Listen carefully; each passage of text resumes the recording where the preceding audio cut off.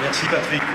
Bonsoir à tous. Merci évidemment à la mairie de Paris, à Hidalgo, son premier adjoint et toutes les équipes qui se sont mobilisées pour organiser cette soirée.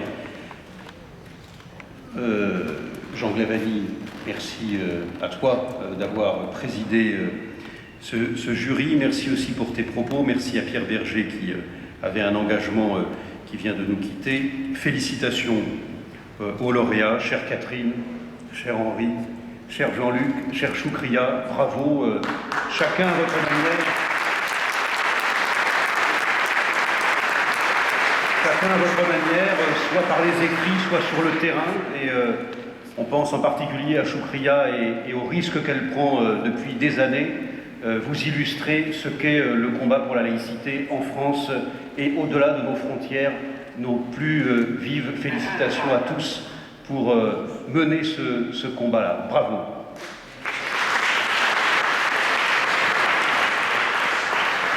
Rassurez-vous, je ne me lancerai pas dans la même énumération que Patrick, mais je voudrais saluer effectivement tous les responsables associatifs ici très nombreux, les responsables ou anciens responsables des obédiences maçonniques très nombreux également, et puis au-delà, tous les militants, et puis même tous les citoyens qui sont attachés à la laïcité, qui nous témoignent par leur présence et par leur engagement, qui n'est pas forcément un engagement public, mais de tous les jours, dans leur entourage, dans leur famille, dans leur entreprise. Ils démontrent et ils luttent pour la laïcité, pour le combat laïque, et donc je voudrais tous vous saluer ici parce que vous représentez une force qui nous aide, nous aussi, à organiser ce genre de manifestation. Chers amis, finalement, à la lumière des témoignages qui nous ont été livrés ce soir, je crois que les choix sont simples. Et nous sommes à un moment particulier où il est peut-être encore temps d'éviter, dans les années qui viennent à notre pays, une expérience politique funeste. Cela a été dit le 25 mai dernier, à l'occasion des élections européennes. Ce n'est pas vrai qu'en France, mais nous avons vécu ça en France avec une particulière acuité. Le 25 mai, donc passé par là, qui a placé le Front National très nettement en tête des partis en France. 4 700 000 électeurs. Le deuxième parti qui arrivait loin derrière, l'UMP, a recueilli 3 900 000 électeurs. Alors, allons-nous prospérer ceux qui exaltent encore et toujours les différences, ceux qui veulent d'abord insister sur ce qui nous distingue les uns des autres, et Jean Glavany l'a dit tout à l'heure avec des mots parfaits. Ceux qui veulent toujours mettre en avant les soi-disant identités, ceux qui veulent toujours se définir ou définir les autres par leur couleur de peau, par leur religion, réelle ou supposée, par leur origine ethnique, par leurs racines, par les liens du sang, par leur gène, par leur héritage biologique, ceux qui pratiquent l'amalgame permanent, notamment vis-à-vis de la religion musulmane. Ceux qui postulent en particulier que parce qu'on a un nom à consonance arabe, on est nécessairement musulman, et pire, on est obligatoirement croyant et pratiquant. Mais n'a-t-on pas le droit aussi, dans cette tradition, d'être agnostique, d'être athée, d'être critique vis-à-vis des religions, y compris la sienne? N'a-t-on pas le droit de blasphémer? Il faut croire que non, lorsqu'on lit certaines littératures. Je vous renvoie, enfin, non, je ne vous renvoie pas à Edoui Plenel.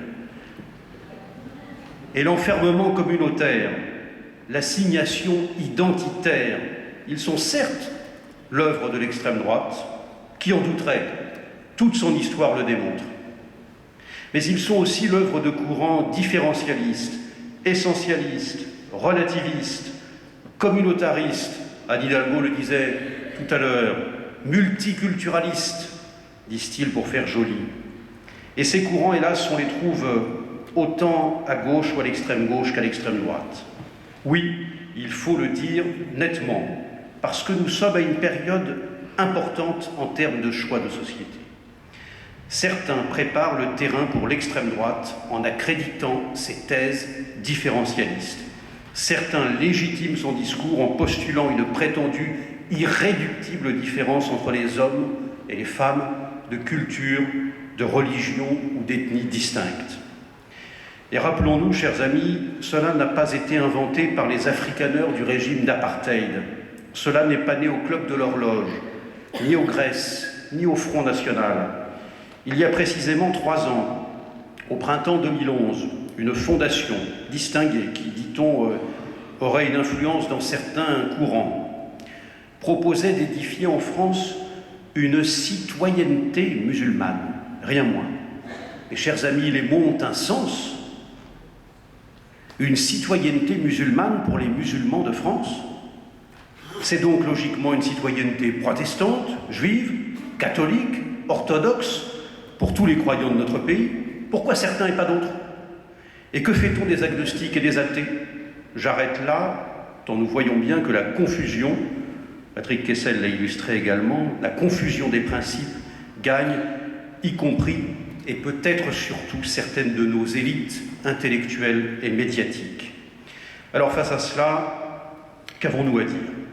Tout simplement, naturellement, que nous refusons cette logique de l'exaltation des différences, de la mise en exergue des distinctions, du port en bandoulière de son appartenance à tel ou tel groupe, car voulons-nous être des citoyens ou des membres d'une communauté astreints à l'assignation identitaire?